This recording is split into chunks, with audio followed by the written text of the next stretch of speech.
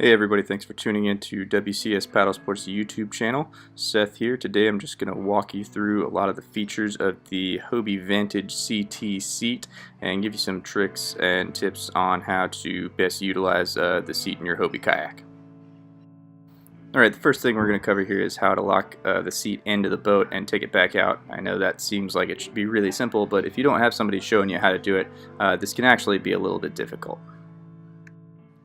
So the first thing you want to do here is you want to line your seat up over the bar and go ahead and apply pressure to your front hand. When you lean it forward, your heel kind of click in there and just give it a little test, pull up, and make sure it doesn't want to pop back out. This is just the same motion but from a different angle, so you can really see what I'm doing to make that seat connect.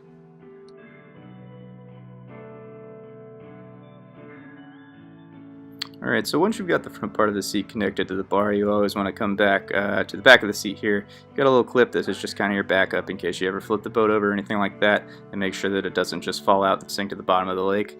Always make sure you've got that clipped in when you're using the boat.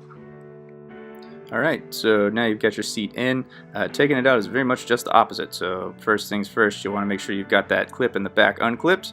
All you do is lean the seat forward. It's going to come right back off that bar. Once again, the same motion to remove the seat, just from a different angle to make it a little more visible. Once you get some practice putting the seat in and out of the boat, it actually gets really easy, and you'll start to notice how fast you're doing it. It's really something that'll take you 5 or 10 seconds each time you do it.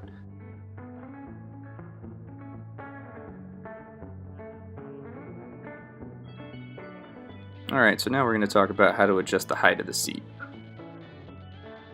So there are two pieces of the seat assembly that will allow you to adjust the height. The first one is this gray piece of nylon webbing you'll see me pulling on here. This allows you to adjust the height of the front of the seat. So all you do is you pull this forward, and applying pressure either upward or downward on the seat will allow you to adjust your height in the front. And your options here aren't just high and low. It's pretty much anywhere in the travel on here. So you can be high, low, in the middle, anywhere there's kind of a tooth. You can really just let the seat sit there so you can be extremely comfortable. The other piece you're going to use is the kickstand handle here. This is located just above that gray nylon webbing on the front of the seat. So this handle is actually connected to two kickstands on the back of the seat that raise to sit on two risers, which will allow you to sit even if you have your front of your seat up really high. This is just a shot from the back to show you how those kickstands work when you're raising and lowering the seat. As you'll see here, they are spring-loaded, so as soon as you pick the seat up in the back, they will retract. So if you wanted to lift back up after that, all you do is pull that kickstand pulley on the front, and they'll pop right back out, and sit the seat back down, and it'll rest on those risers. Much like putting the seat in the boat and taking it back out, the more you do this, the quicker it's going to get. I'm able to travel the seat all over the place, up and down, really easily, just because I've used it so much. And the more you use it, the more comfortable you'll get with it as well. So a really frequent question about this seat with the way that it moves is if you can actually move it while you're sitting in it. Answer is absolutely yes. Basically, you just put a hand behind you on the rail of the boat, and that'll allow you to move your weight around. The big thing is if you want to lift the kickstand up, you just slide your weight towards the front of the seat. That'll allow you to lift it up.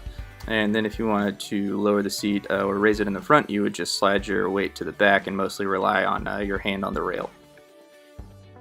Alright, operating the reclining feature on the Vantage CT Seat is super easy.